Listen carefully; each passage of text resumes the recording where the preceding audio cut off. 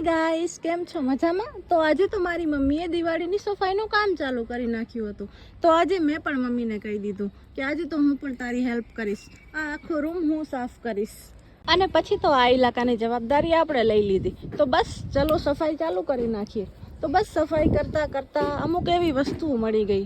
અને સાલી અમુક વસ્તુ એવી હોય જે આપણે યુઝ નથી કરતા, જૂની થઈ ગઈ છે પણ ફેંકી દેતા આપણો જીવ નથી હાલતો.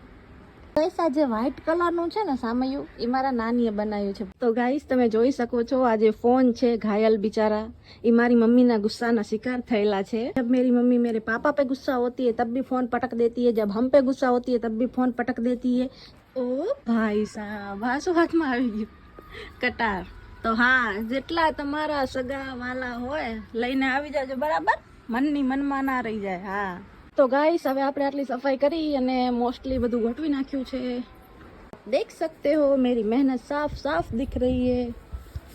તો ગાઈસ અમુક લોકોને એવું લાગે છે કે હું ખાલી વિડીયોઝ બનાવું છું અને ફોનમાં જ પડી રહું છું, પણ તમે જોઈ શકો છો કે એવું નથી, હું કામ પણ કરી લઉં છું. સો ગાઈસ આપણો ઇલાકો થઈ ગયો છે એકદમ ચકાચક, તમે જોઈ શકો છો. તો આપણું કામ થઈ ગયું છે કમ્પ્લીટ. Bye guys.